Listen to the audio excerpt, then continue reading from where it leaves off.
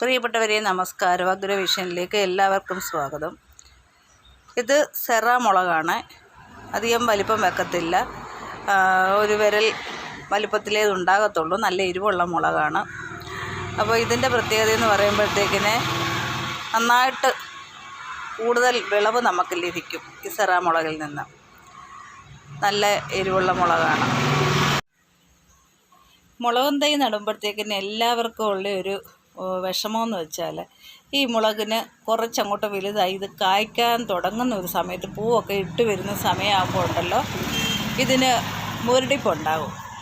മുരടിപ്പ് വരുമ്പോൾ എല്ലാവർക്കും വളരെ പ്രയാസമാണ് അല്ലേ.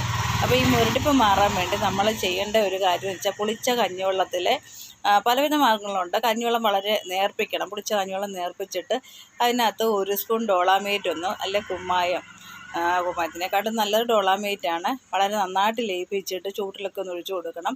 ഇലയിലൊക്കെ സ്പ്രേ ചെയ്ത് കൊടുക്കണം.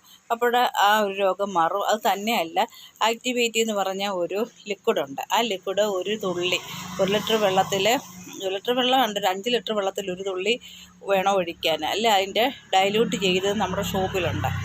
അപ്പോൾ അതാകുമ്പോൾ ഒരടപ്പ് ഒഴിക്കണം. അത് ഒഴിച്ചൊന്ന് സ്പ്രേ ചെയ്ത് കഴിഞ്ഞാൽ ആ ഒരു പ്രശ്നം അങ്ങ് മാറിക്കിട്ടും. മുരടിപ്പ് ഉണ്ടാകത്തില്ല.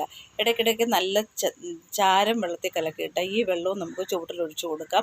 ഈ മുരടിപ്പ് മാറിക്കിട്ടും. പിന്നെ ചെയ്യാവുന്ന ഒരു മാർഗ്ഗം എന്ന് വെച്ചാൽ കപ്പലണ്ടി പിണ്ണാക്ക് പുളിപ്പിച്ചിട്ട്, കപ്പലണ്ടി പിണ്ണാക്ക് മാത്രം പുളിപ്പിച്ചിട്ട് അതിൻ്റെ വെള്ളം നമ്മുടെ ഇലയിലൊക്കെ ഒന്ന് സ്പ്രേ ചെയ്ത് കൊടുത്താലും ഈ മുരടിപ്പ് ഉണ്ടാകത്തില്ല. അപ്പോൾ അങ്ങനെയൊക്കെ ഒന്ന് ശ്രദ്ധിച്ചു കഴിഞ്ഞാൽ പച്ചമുളക്